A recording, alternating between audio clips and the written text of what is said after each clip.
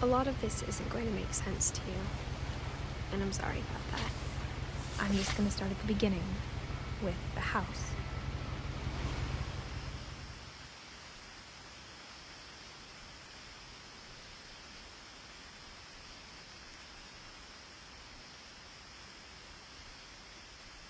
Someone had put up a chain link fence, but it looked like I wasn't the first person to hop it. My brother Milton disappeared when I was 4. It was like the house just swallowed him up.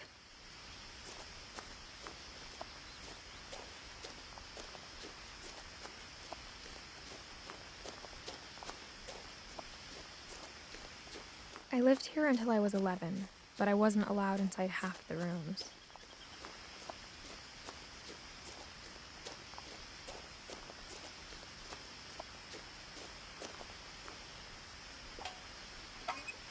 Inside the mailbox were bills from 7 years ago, marked urgent, open immediately.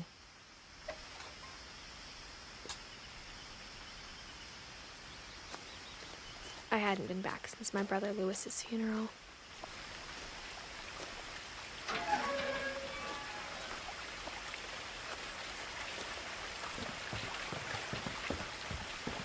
In her will, my mother left me a key, but didn't tell me what it unlocked. Maybe she thought I'd know, or she thought that the mystery would be enough to bring me back.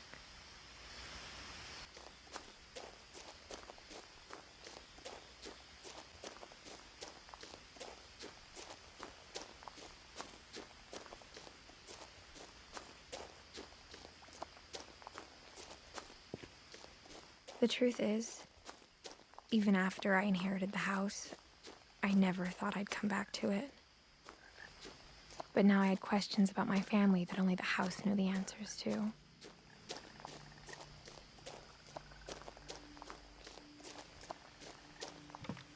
The woods around the house have always been uncomfortably silent, as if they're about to say something but never do.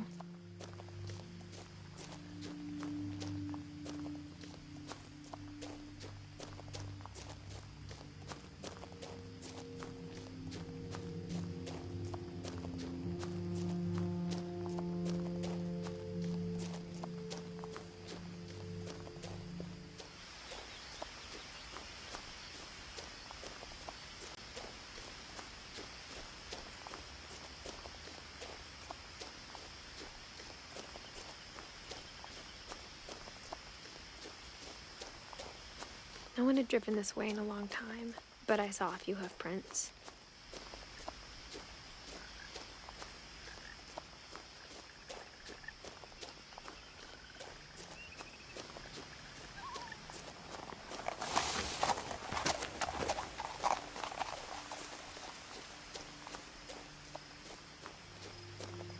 The truth is, even after I inherited the house, I never thought I'd come back to it. But now I had questions about my family that only the house knew the answers to.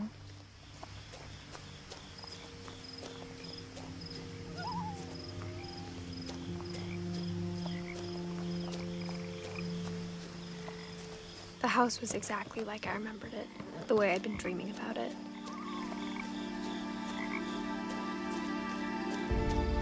As a child, the house made me uncomfortable in a way I couldn't put into words.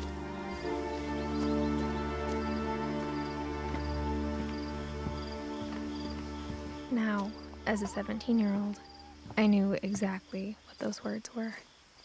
I was afraid of the house.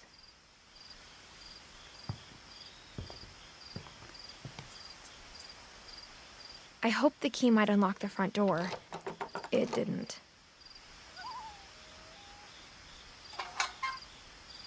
Looking in, I felt like the house itself had been waiting for me.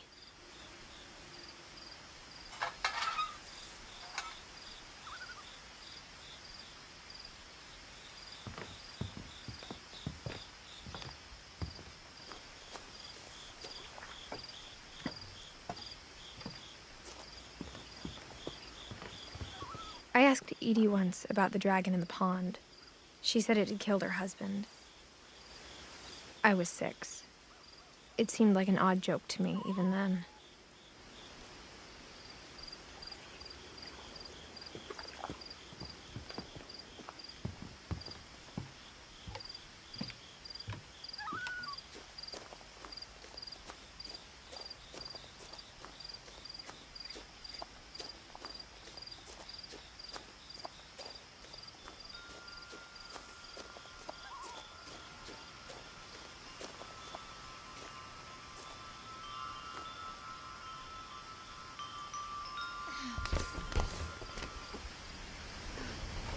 Crawling through the doggy door used to be a lot easier when I was 11.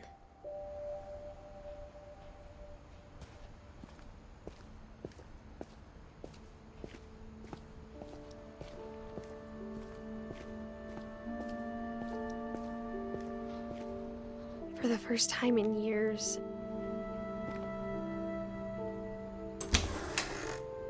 I felt like I was home.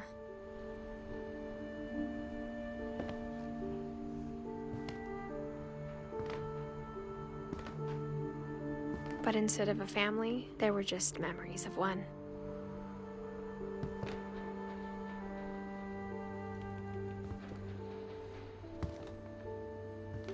Like how after Louis started working at the cannery, we all got sick of eating salmon. Except our cat, Molly.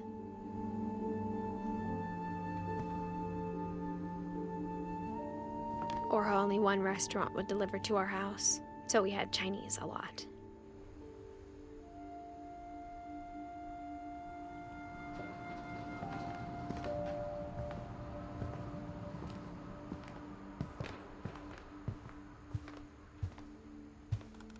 The table was still a wreck from the night we left.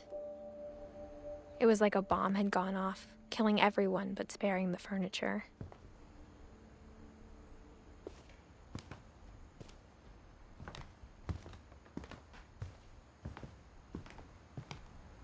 My mom was the only one of us who could imagine Great-Grandma Edie living in a nursing home.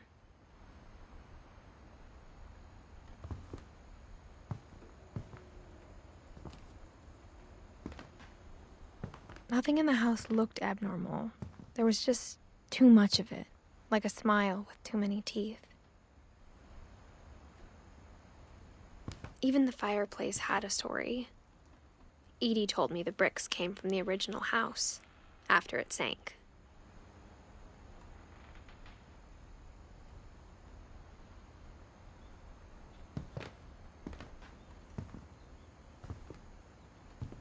Mom always told me to stay out of the basement, so I wasn't too surprised when the key didn't fit.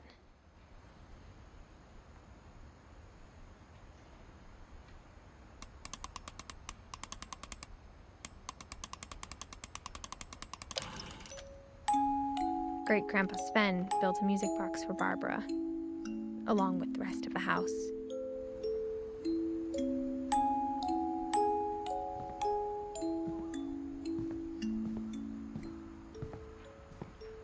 A lot of things got left behind in the whirlwind of that last night.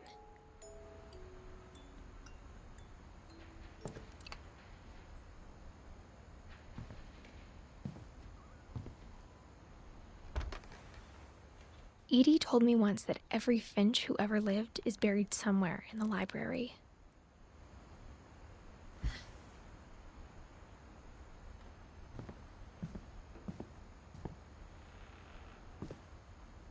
After Milton disappeared, Mom sealed up all the bedrooms. Then Edie retaliated and drilled peepholes.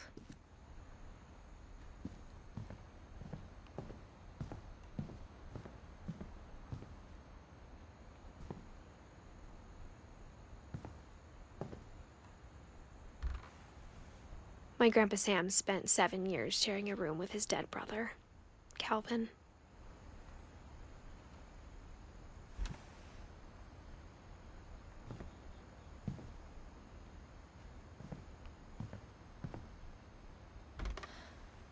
As a kid, I just assumed every house had peepholes and sealed rooms you weren't allowed inside of.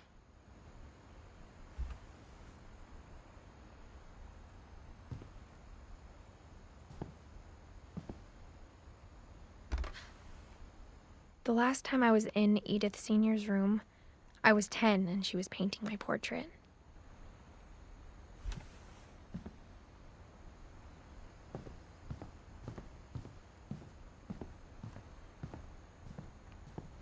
Whenever people ask me about my family, the first thing they always want to know about is Barbara.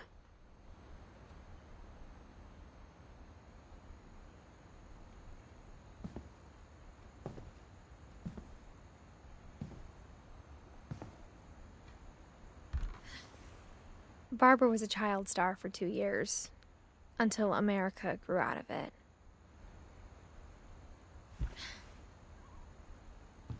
Edie's father, Odin, built the original house.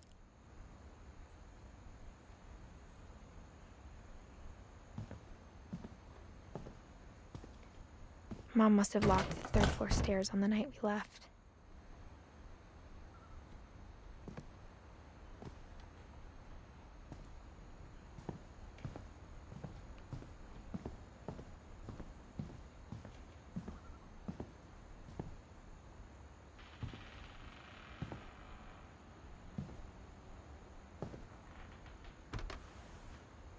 Molly always seemed like a girl I could imagine being friends with, if she hadn't died in 1947.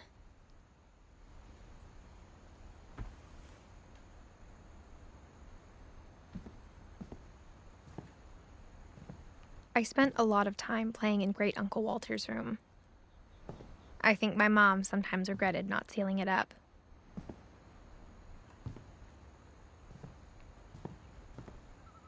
Lewis told me there were secret passages, but I never believed him.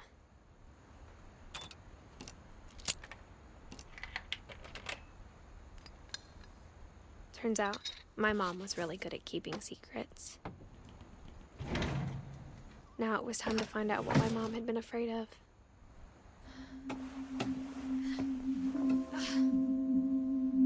From the paintings on the wall, it was clear my brother Milton had been here before me. Reading this, maybe it sounds like I had a plan. But I had no idea what was behind that door.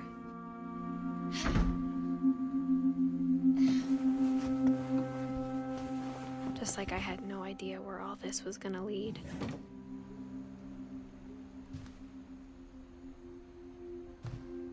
I grew up looking at Molly's room through the peephole. Being inside for the first time, I felt like I'd stepped behind a painting.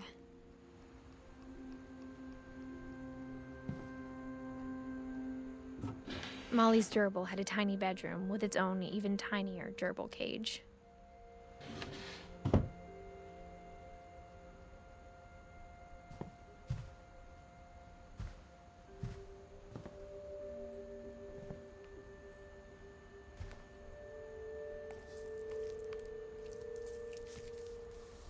December 13th, 1947.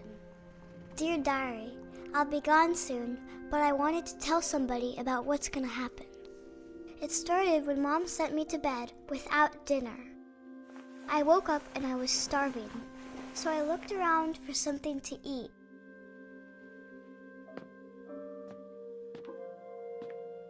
The gerbil food was dry, but I didn't mind it.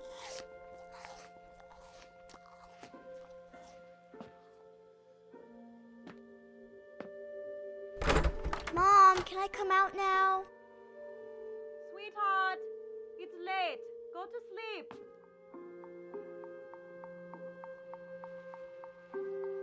My Halloween candy was all gone.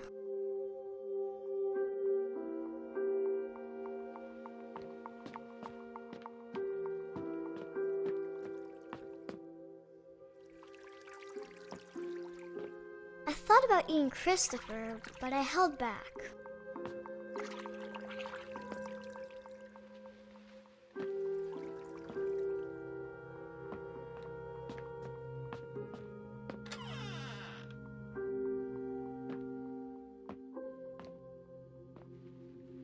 I kept eating and eating.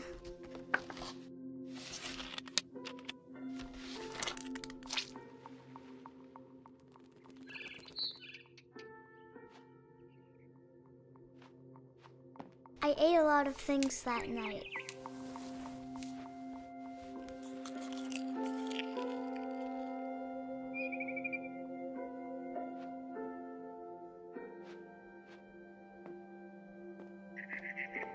Then I heard chirping outside my window.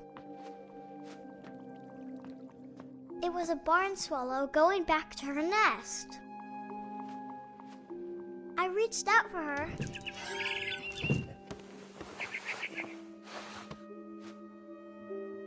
And suddenly, I was a cat.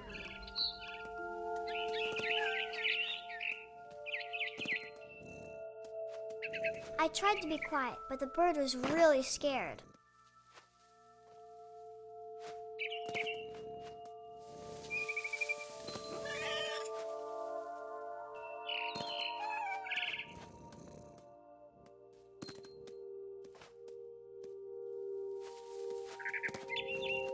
Mom and Dad didn't even look at me.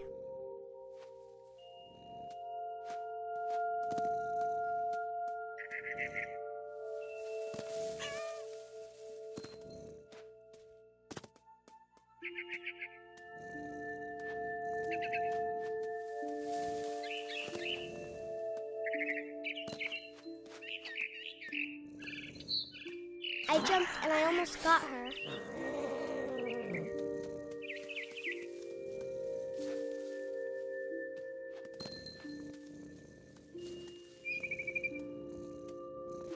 I could tell she was getting really tired. Now I was up in the big tree. I promised Dad I wouldn't climb it anymore. All I cared about was eating that mama bird.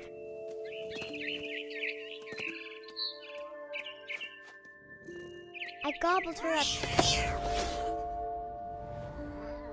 And suddenly, I was an owl. First, all I heard was the wind. Then I heard little teeth nibbling in the grass.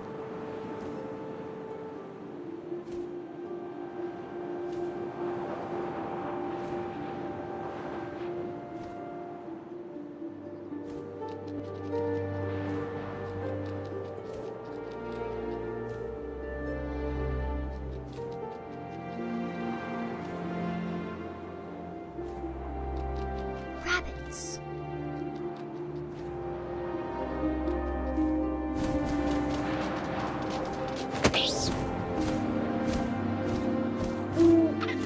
I imagined his face looking up and seeing mine through my talons. I swallowed him up, and I didn't chew one bit. Then I flew off to find something bigger.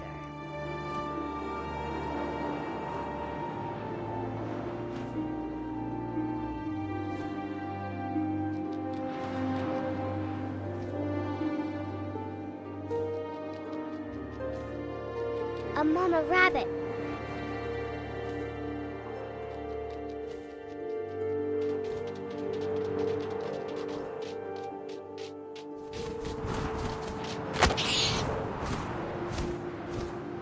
She was almost too big to carry. I started choking, but I couldn't stop eating. And suddenly, I was a shark.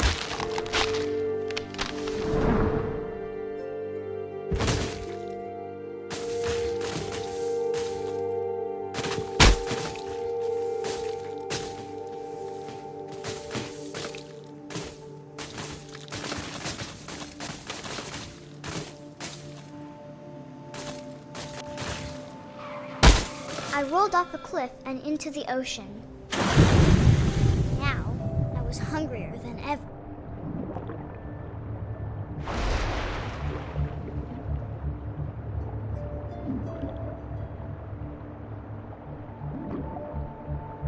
I wanted fat, juicy seals.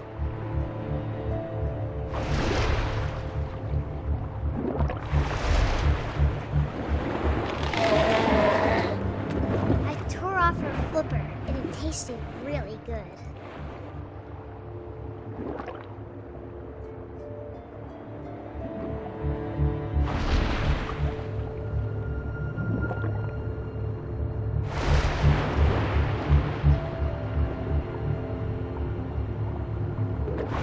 Grabbed on tight.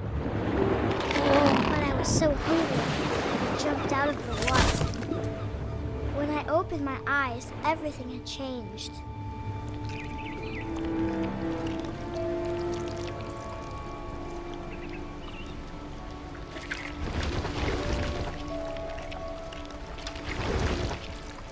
Now I was a monster, and I smelled people everywhere.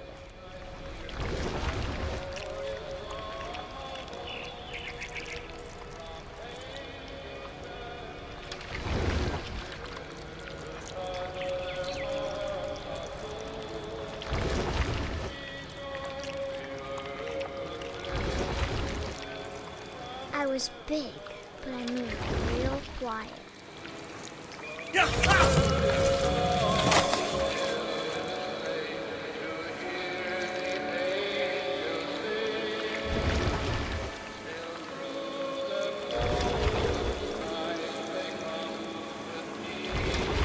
wanted to stop, but also I didn't.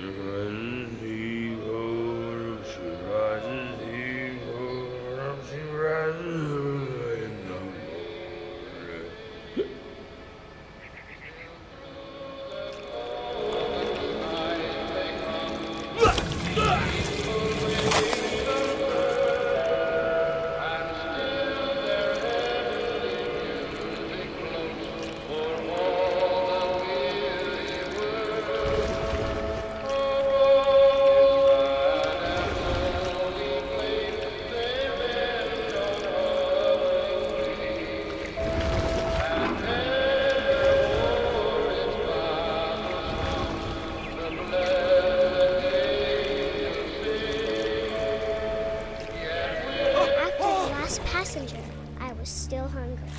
And to cross the water, I smelled something new. Something I had to have, so I swam towards it.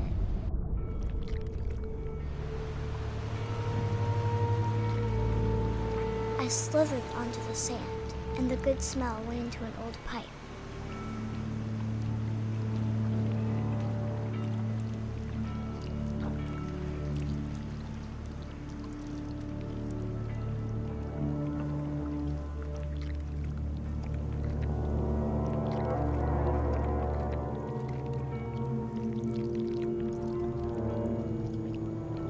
I got closer and closer.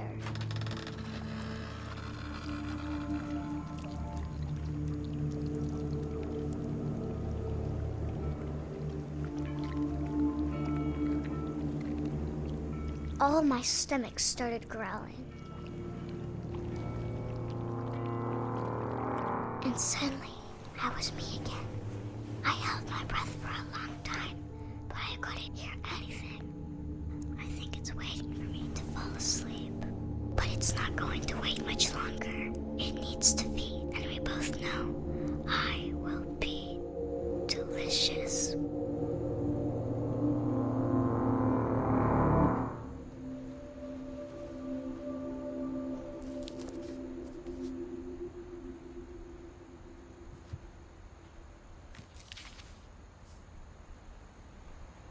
I'm not sure if I believed all of that, but I'm sure Edie would have.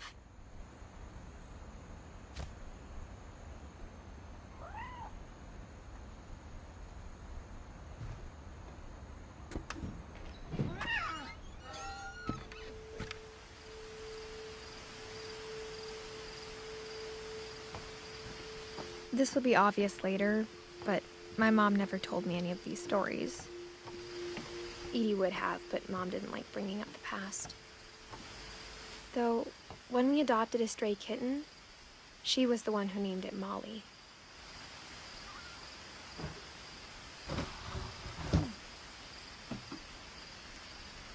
I spent a lot of time in Great-Grandma Edie's room.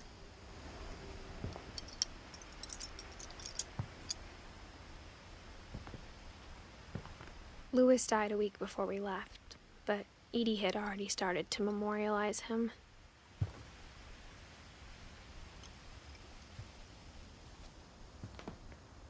Her room was like a museum. For 500 years, the Finches have been famous throughout Norway for their fortune and misfortune. Odin Finch buries the latest victims of the family curse, his wife Ingeborg and their newborn son, Johan. On January 7th, 1937, he set sail with his family and his house, hoping to leave the curse behind. But 40-foot waves off the coast of Washington send the house and Odin to the bottom of the sea. Odin's daughter Edie, with husband Sven and baby Molly, step ashore on their new home, Orcas Island. Odin Finch is the first to be buried in the new family cemetery. His daughter Edie is already dreaming of a new Finch house.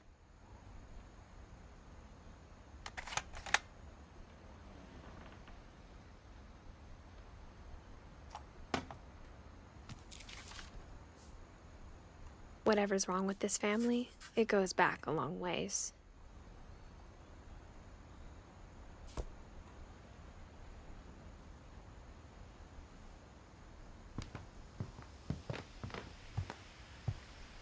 When Edie told people Sven was killed by a dragon, she could also have said he was building a dragon-shaped slide that collapsed.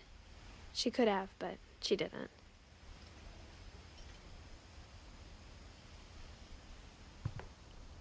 Even in her 90s, sometimes Edie seemed a lot younger than my mother.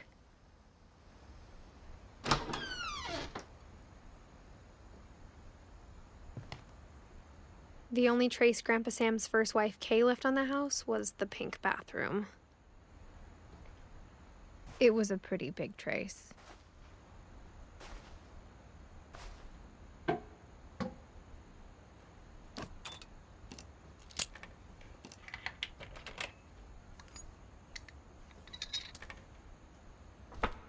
There's a secret in this bathroom. It's in the last place you would look. It isn't in the cupboard. It's hidden in this book.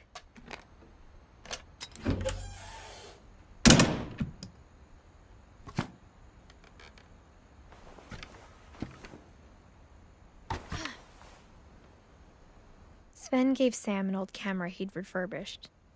He never put it down.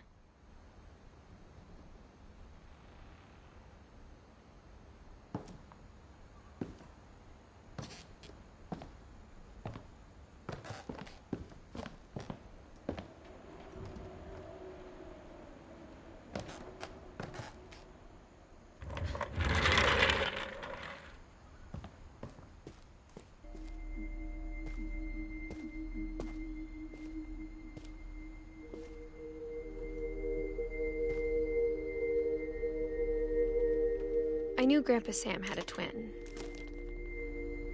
and that he never talked about him.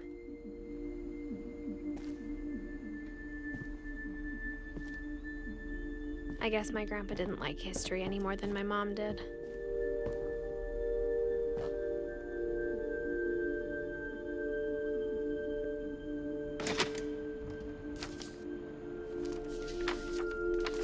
How I Want to Remember My Brother by Sam Finch.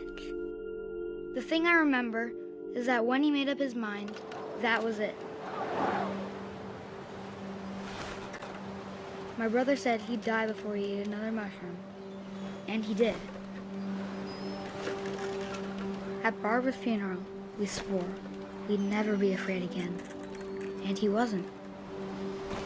I think Calvin always wanted to fly.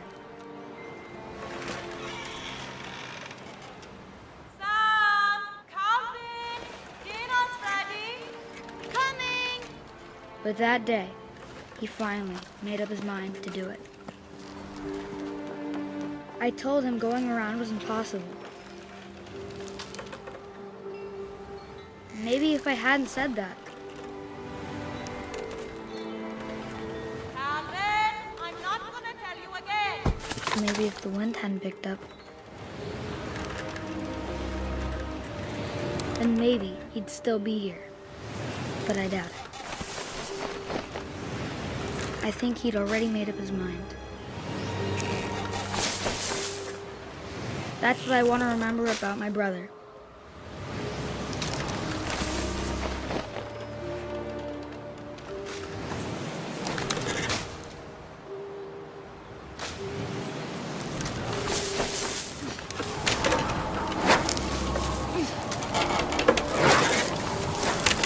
The day he made up his mind to fly.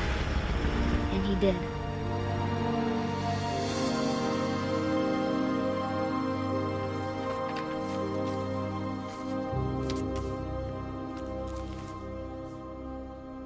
Calvin's story felt strangely familiar. When I was younger, I remember trying to do the exact same thing.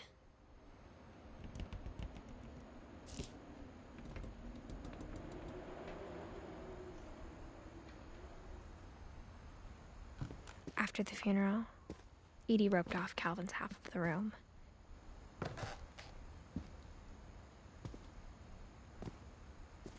Mom said Grandpa Sam enlisted at 18 and never set foot in the room again.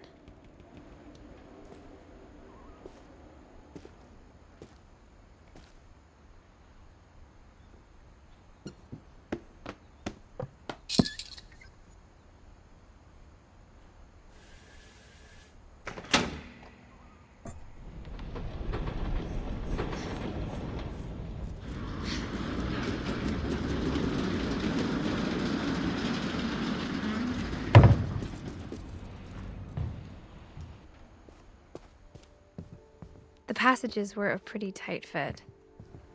They'd obviously been built for smaller hands and bellies.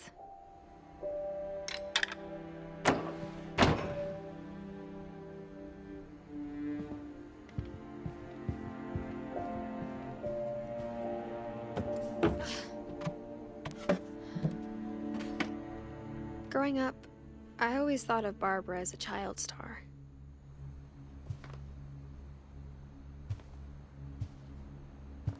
I never thought about how hard it must have been for her afterwards.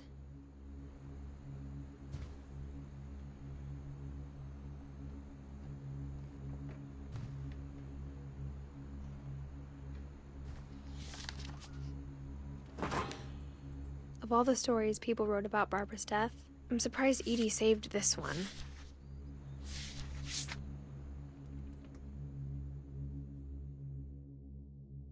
Old Jack here with another ghastly tale inspired by America's most unfortunate family. I'm calling it The Surprise Ending of Barbara Finch. As a child star, Barbara was famous for her scream. Now at 16, she was all washed up. A has-been. But in a lucky break, she'd been asked to perform her signature scream at a local convention for monster movie fans. It was just the boost her career needed. Unfortunately, her scream hadn't aged well. Getting better. I think you just need the right motivation. Her biggest fan and current boyfriend, Rick, was about to demonstrate when...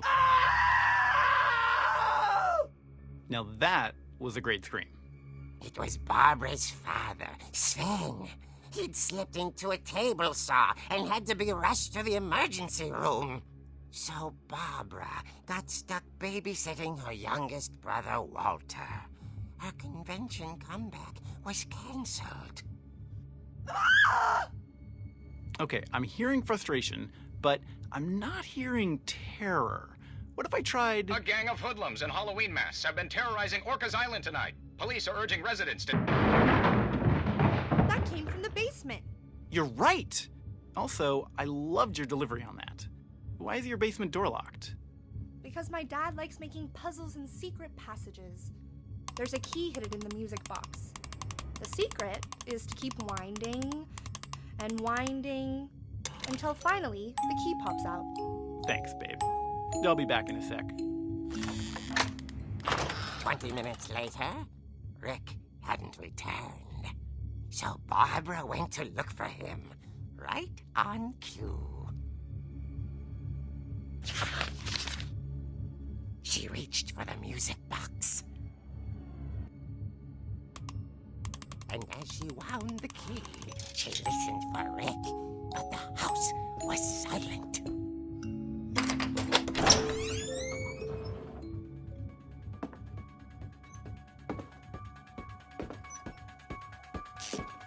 She found Rick's crutch and imagined the worst.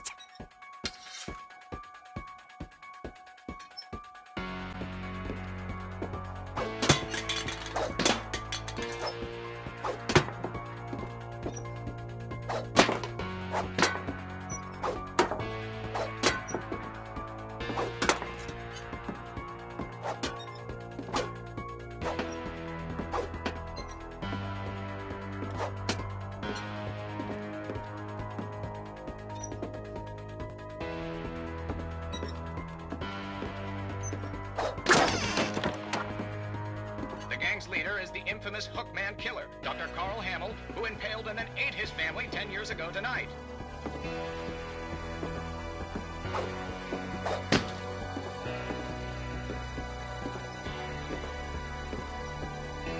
The old fridge rattled and grew still.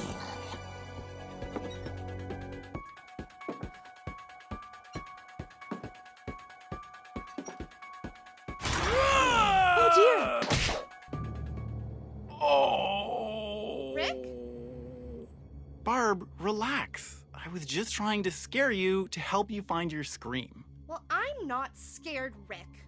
I'm furious. Then act furious. All I'm getting from you now is that you're hurt and confused and you're...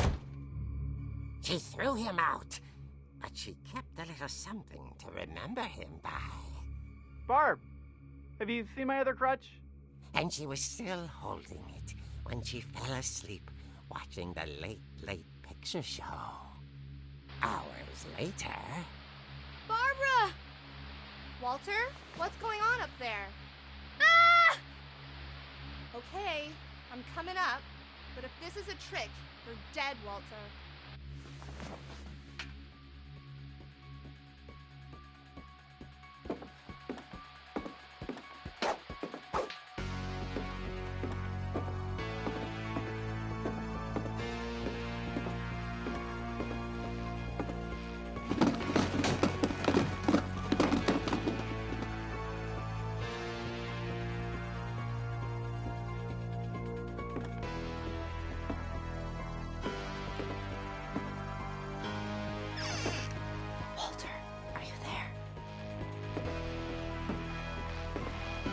Walter had vanished, but his bedside radio was still on.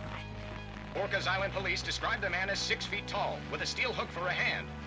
Residents are urged to lock all doors and windows and notify the police of any suspicious activity. Barbara turned, saw the hook man, and was speechless. He was quite smashing.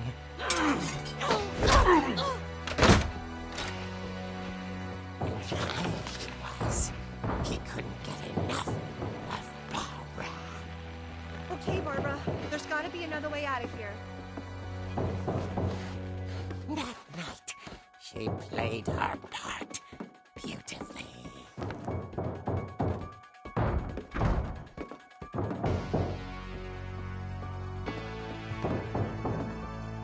Molly's door hadn't been opened in years. The hinges groaned.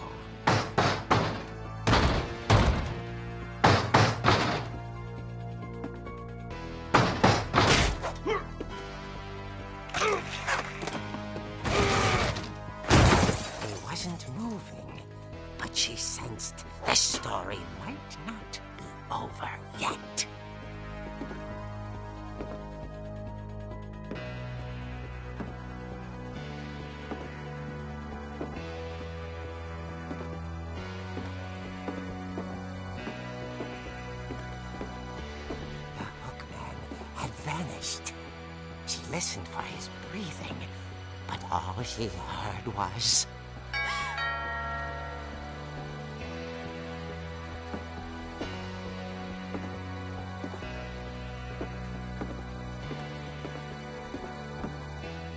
someone at the door was dying to speak to young Barbara. At the door, she heard whispering. It was coming from inside the house.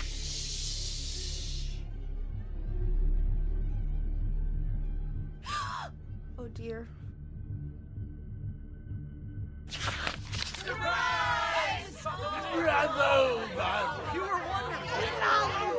The monsters had come to surprise her. For Barbara, it was a dream come true. Then she saw what kind of monsters they were, and she realized what was about to happen. She was going to be famous. And with her final breath, Barbara Finch gave the performance of her life.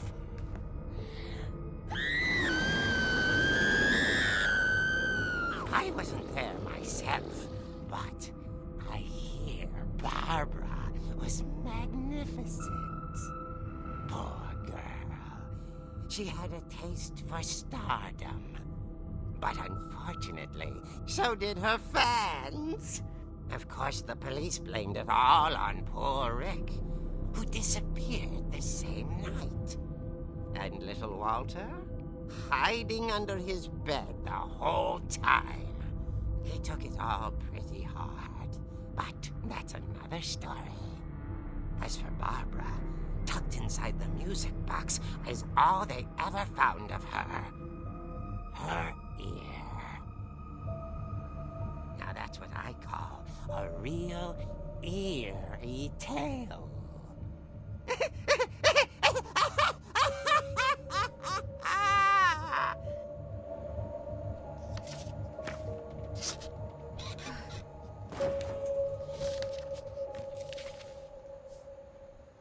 Edie told me all Barbara wanted was to be remembered, as absurd as that comic was. Maybe what Edie saw was a happy ending.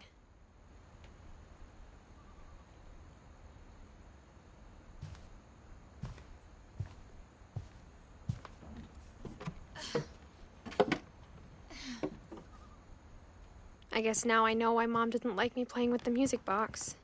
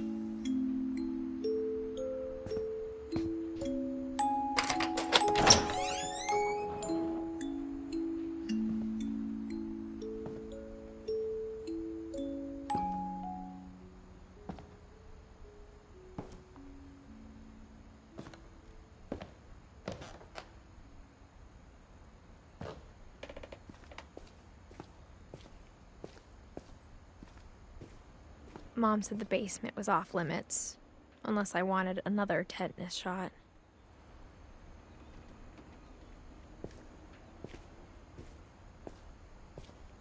I saw Edie sneak down to the basement once, carrying packages.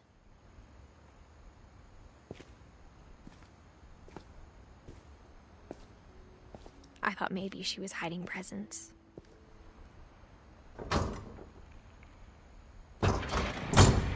It turned out she was hiding a lot more than that.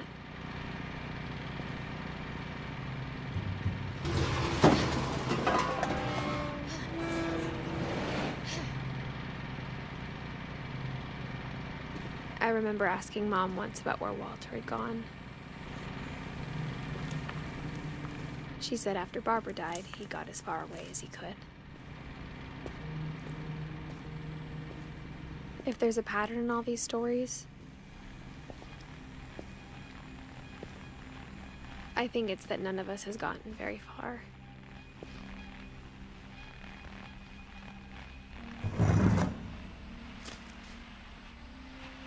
Goodbye, everyone. I can't believe I've been down here for 30 years.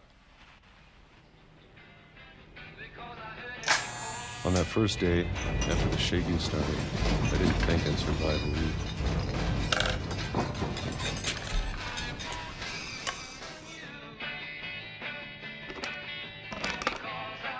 But after a few days, I settled into a routine.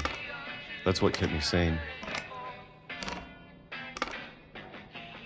Having a schedule, living for today. I always expected to be dead tomorrow. But if you wait long enough, you get used to anything.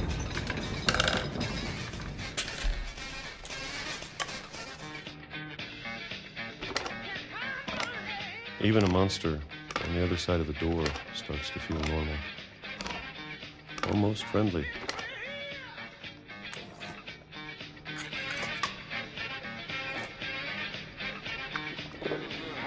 And then one day, everything just stopped. Whatever that thing was, it was gone. Maybe it got tired of waiting. Or maybe I just got tired of being afraid.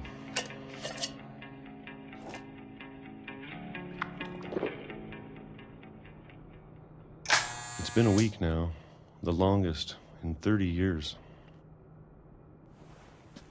I'm done waiting. I have to leave. Well, I still can.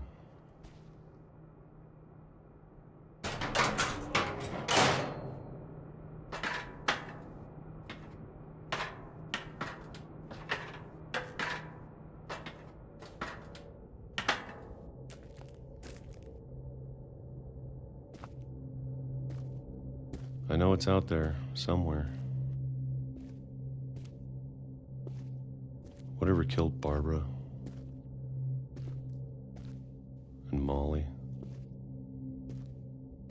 and Calvin. Maybe this is all a mistake. But I need to stop living the same day, even if it kills me.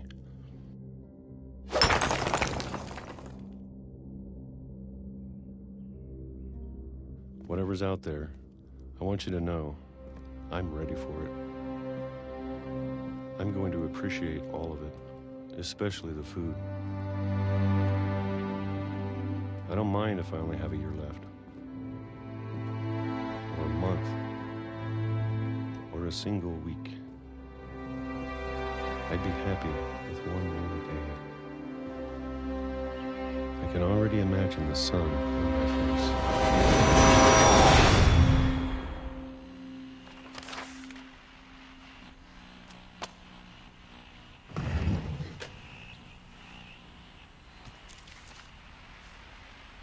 Walter died when I was 6. I can't believe my mom never told me he was down here.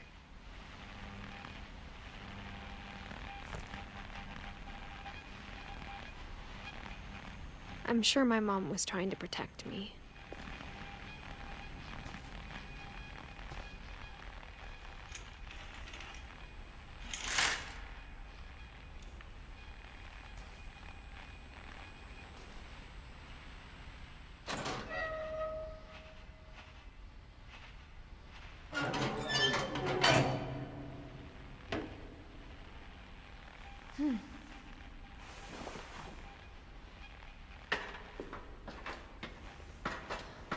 Maybe she was afraid I'd end up like Walter.